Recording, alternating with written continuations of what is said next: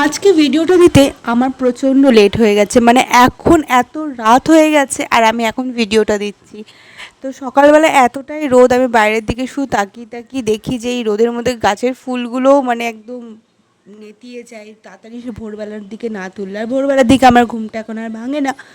তো দেখো এখানে চা করে নিয়ে এসেছি, এটা খাওয়ার মানে আমাদের না খেলে, গরম যতই পড়ুক না কেন, এটা না খেলে যায় না কেন, একদমই চলে না। তো দেখো এখানে তাড়াতাড়ি করে চলে এসেছিলাম রান্না করতে, কারণ স্কুল যাবে ছেলে, এখন তো স্কুল যেতেই হবে। আর রোজই ভাবি যে এত গরমের মধ্যে কি করে ছেলেটা যে থাকবে এতক্ষণ, সে আর কিছু বলার কথা না। তো তাড়াতাড়ি করে দেখো এখানে রান্নাবান্না ঘোরার মতো দৌড়াতে দৌড়াতে করতে শুরু করে দিয়েছি, কারণ এটা দেরি করলে কোনো রকমভাবেই সম্ভব না। আর এই যে আলু সোয়াবিনের তরকারিটা দেখছো, এটা প্লেন না, আমি জিরের গুঁড়ো, গরম মশলা, লবণ, হলুদ, মিষ্টি দিয়ে শুধু আলু সোয়াবিনের তরকারি করি। আর টমেটো, পেঁয়াজ, রসুন, লঙ্কা দিয়ে এত ভালো লাগে যে আর কি বলবো। তো এখানে প্রথমে ছেলেকে সমস্ত কাজ আমি যতটা পারি নিজে ওকে ছেড়ে দিয়েছি, নিজে নিজে কর, তারপরে আমরা হেল্প করব যখন ও পারবে না। তো তার আগে দেখি ওকে নিজেটাই মানে চেষ্টা করি যে ছেড়ে দিয়েছি যে তুই আগে নিজেরটা করে নে। তারপরে বরকে দেখি বাড়িতে এসে নিয়ে আসছে চুনো মাছ, তো সেটাও রান্না করতে হবে, ফেলে তো দেওয়া যাবে না। আর চুনো মাছ খেতে আমার ভালোই লাগে, সেটাও মানে কি অস্বীকার করব না, বাট কী আর করবো, নিয়ে এসছে, এখন রান্না তো করতেই হবে। রাগ হচ্ছে এই গরমে এত কিছু রান্না করতে একদমই ভালো লাগে না, তখন মনে হয় যে এক তরকারি ভাত সেটাই অনেক কিছু। আর এইখানে দেখো স্নান টান করে নিয়েছি, আর এখানে হচ্ছে কাজের মাসির সাথে, মানে যে আমাদের বাড়িতে কাজ করে যে মাসি, তার সাথে আমি বক বক করছিলাম।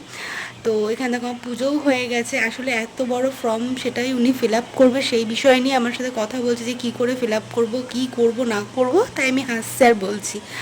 তো এখানে দেখো সমস্ত কাজ করতে করতে 3:15-20 বেজে গেছিলো, আর কাকাকেও খেতে মেতে দিয়ে আমি জাস্ট শুয়েছিলাম যে ওরা আসবে একসাথে খেতে বসবো। তো ওরাও চলে এসেছিলো, আর এই একসাথে খাওয়ার আনন্দটা একদমই আলাদা।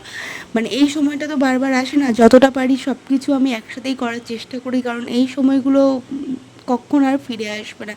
বড় হব সবাই, মানে বড় হলে সবাই সবার কাজে যত দিন যাবে ব্যস্ত হয়ে উঠছে।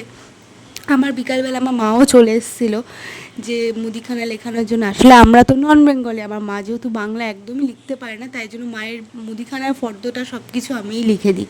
আর যেহেতু আমি কাছে থাকি সেই জন্য মা আমাকেই বলে। তারপরে দেখো সন্ধ্যাবেলায়, না সন্ধ্যা না, এটা বেরোতে বেরোতে অনেকটাই রাত হয়ে গেছিলো, 9টা। তো কালকে যেহেতু বাবা লোকনাথের পুজো বলে একটু টুকটাক বাজার টাজার করতে গেছিলাম।